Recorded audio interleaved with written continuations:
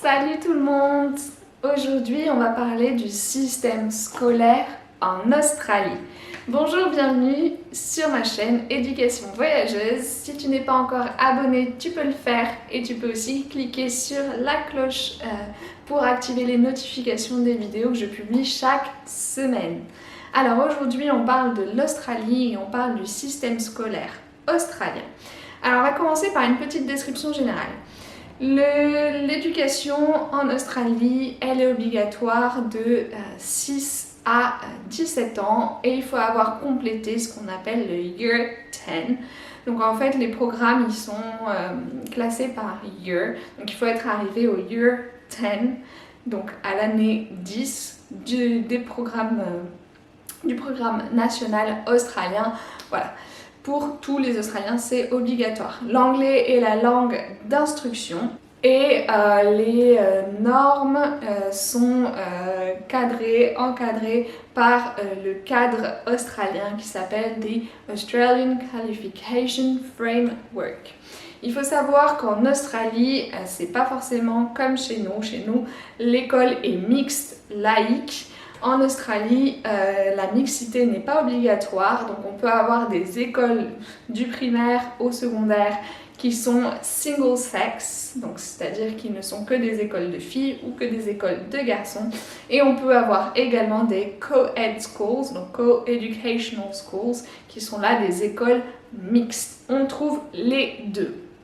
On peut aussi trouver sur le territoire australien des écoles privées religieuses, ça existe. Et on va voir tout le reste en détail.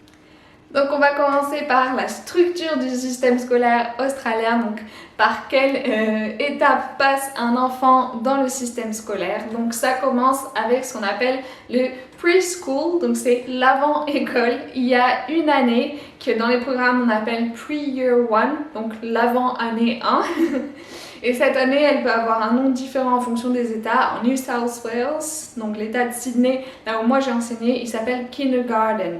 C'est assez perturbant parce qu'en fait, moi j'enseignais le français à des petits et j'étais en école primaire et je vois débarquer des petits qui ont 5 ans et on te dit c'est Kindergarten, sauf que toi dans ta tête, Kindergarten, c'est l'école maternelle et ils sont quand même en primaire.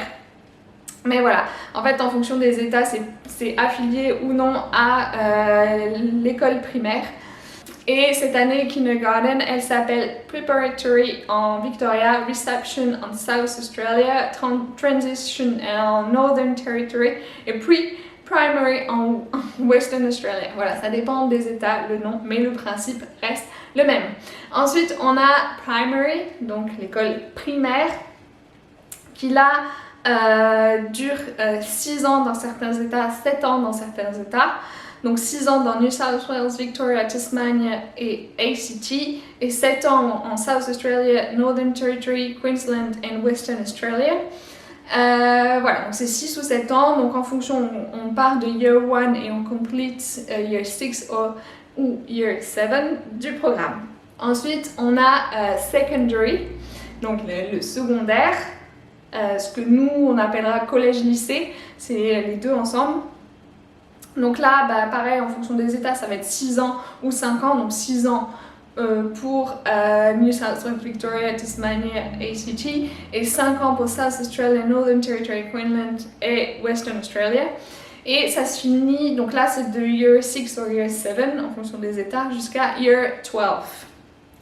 Voilà, il faut savoir que les années Year 11 et Year 12, on les appelle les Senior Secondary, puisqu'à la fin du collège-lycée, on a le diplôme, l'équivalent de notre bac, on va dire, qui s'appelle le Senior Secondary Certificate.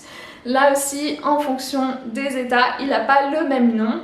Donc en New South Wales, il s'appelle le Higher School Certificate, le HAC.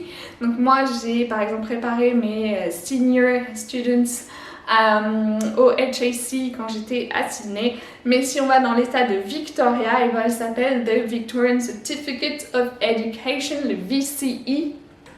Voilà, donc ça c'est les États qui font leur sauce. Et ça donne des bacs qui ont un nom différent. Ça, c'est une des particularités que nous, on n'a pas en France. Ensuite, une fois que vous avez donc l'équivalent de votre bac, vous avez deux options. Soit vous allez vers des Vocational Education and Training. Donc pour nous, ça serait plutôt tout ce qui est IUT, BTS à la limite. Et là, vous pouvez passer ce qu'on appelle des certificats, donc Certificate 1, 2, 3, 4. Ensuite des diplômes et après, vous pouvez même passer un Advanced Diploma.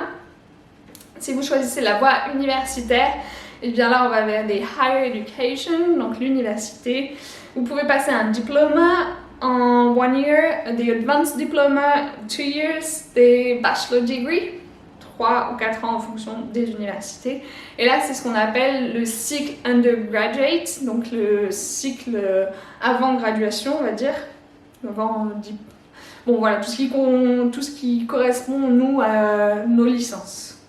En gros, ensuite, une fois qu'on a passé cette étape-là, on peut passer le Graduate Certificate ou le Graduate Diploma en 1 an. Et après, on peut faire un Master, donc Master's Degree, et ensuite, évidemment, un doctorat, Doctorate Degree, aussi connu sous le nom de PhD. Ce qui est vraiment particulier en Australie, c'est que l'État... pas du tout. C'est que les États et territoires ont un rôle complémentaire de celui du gouvernement. En fait, les deux, le gouvernement et de l'autre côté les États et les territoires, se partagent la tâche entre ce qui est en termes d'éducation. Donc, l'éducation en Australie, elle est donc à la fois, c'est ce que je vous disais, sous la responsabilité du gouvernement et à la fois sous la responsabilité de chaque État et territoire. Le gouvernement, il a plusieurs missions. Il va financer et réguler tout ce qui est Early Childhood. Donc Early Childhood, c'est l'école maternelle, ça va être les kindergarten, les care centers, les preschool. Voilà, ce qui est avant. Donc peut-être plus ce qui est pour nous l'école maternelle, ce serait l'équivalence. Il va financer partiellement les écoles, les établissements gouvernementaux.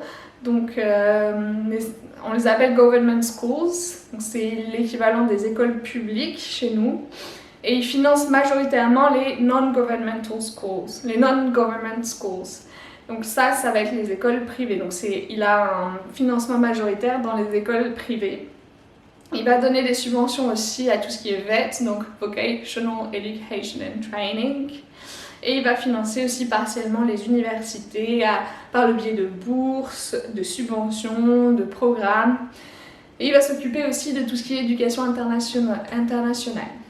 Les États et les territoires, eux, ils ont d'autres fonctions, d'autres missions. Ça va être donc de financer majoritairement les government schools. Donc moi, par exemple, j'enseignais à Randwick Girls High School. Donc c'est une école de filles, c'est un collège-lycée de filles public, donc government schools, et donc financé majoritairement par l'État de New South Wales et en partie par le gouvernement. Maintenant, je faisais partie d'un programme d'échange international et ça, c'était financé par le gouvernement. On reparlera du programme, enfin on reparlera des institutions, mais moi j'ai été financée par le département d'éducation. C'est les États et les territoires qui vont réguler les écoles publiques et les écoles privées, même les religieuses. Donc eux, ils ont le devoir et le droit de régulation dans les établissements de leurs États ou territoires. Ils vont s'occuper aussi de tout ce qui est accréditation, évaluation, récompense des étudiants, certification des étudiants de leur territoire, donc élèves, étudiants de leur territoire. Maintenant, au niveau des programmes en Australie, ça ne se passe pas tout à fait comme en France. Le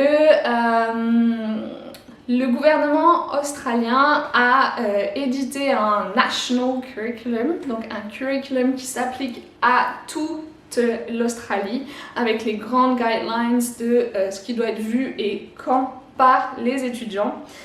C'est une ressource en ligne qui est pour le primaire et le secondaire applicable à toutes les écoles et qui est bien sûr en développement constant, en review constant, en amélioration continue.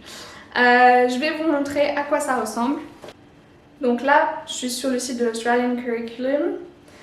On va aller dans le menu F10, donc Year 10. On va aller dans Languages. Ok, on cherche le français. Voilà. Ok, donc là il faut le sélectionner. Donc on va dire Year 10 Sequence et on va aller voir ce qu'on fait en Year 2. Foundation to Year 2. Foundation, c'est pre-Year 1. Ok, donc là vous avez la description, l'usage du langage, l'apprentissage, le contexte, les textes et ressources. Voilà, donc il vous explique vraiment tout. En fait, c'est une ressource vraiment intéressante pour quand vous êtes proche. Vous pouvez aller voir par exemple si on va voir dans Communicating. Voilà, vous voyez vraiment tous les actes de langage, socializing, informing. Et à chaque fois dedans, vous avez les descriptifs.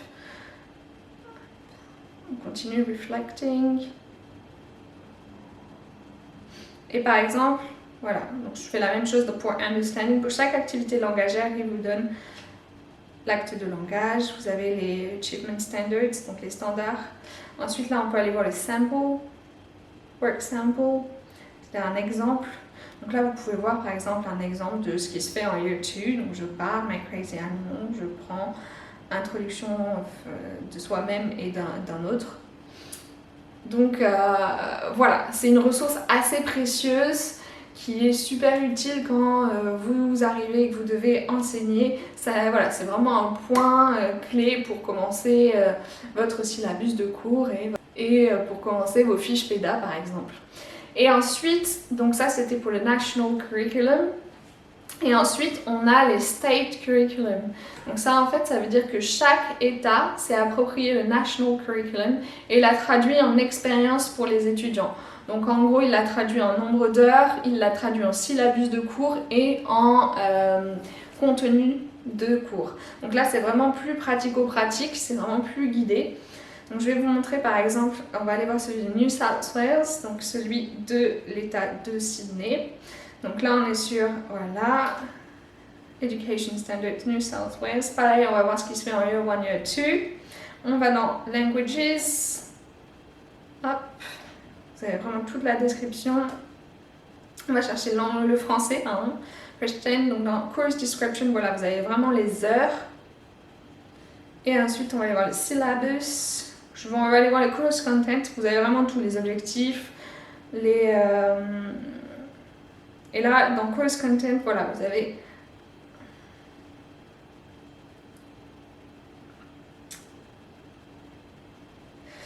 et en bas, vous avez Support Material. Donc vous pouvez par exemple aller voir une séquence et vous en inspirer. Donc c'est vraiment bien fait, hein, c'est sur un Word. Voilà, donc là par exemple, vous avez vous avez pour chaque term, donc term c'est un semestre, vous avez voilà, ce qui doit être fait en week 1, week 2, week 3, week 4.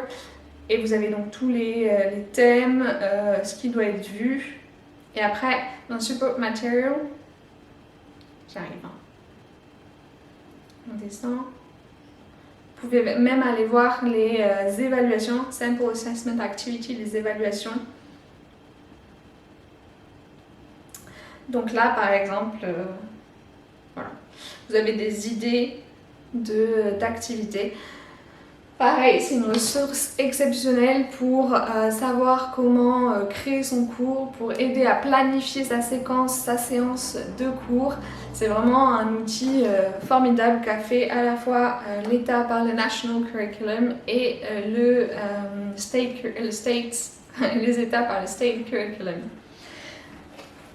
En Australie, il y a 4 grandes organisations nationales qui assurent les principales missions en termes d'éducation. Le premier, c'est the Council of Australia Governments. Donc eux, ils coordinent au niveau national les politiques en termes d'éducation. The Department of Education and Trainings, donc c'est celui qui me payait moi quand j'étais en Australie. Donc eux, ils sont responsables des programmes, donc moi c'était le cas, et des politiques éducatives au niveau national. On a the Australian Institute for Teaching, je vous ai dit n'importe quoi, pourquoi je vous ai dit 4, il y en a 3. The Australian Institute for Teaching and School Leadership, Et donc là, eux, ils s'occupent de l'accréditation des enseignements et de leur formation initiale. C'est aussi eux, si par exemple vous êtes prof à l'étranger et que vous voulez devenir prof en Australie, c'est eux qui vont essayer de voir les équivalences et qui vont vous faire rentrer dans un processus d'accréditation par l'Australie. Et ils émettent aussi des Australian Professional Standards for Teachers and Principals. Donc c'est eux qui définissent les compétences, les standards, les must-have d'un enseignant pour pouvoir exercer en Australie. Voilà pour ce qui est du système scolaire en Australie. Si vous avez des questions, des remarques, vous voulez échanger à ce sujet, je serai ravie de vous lire. Je vous dis merci et à bientôt.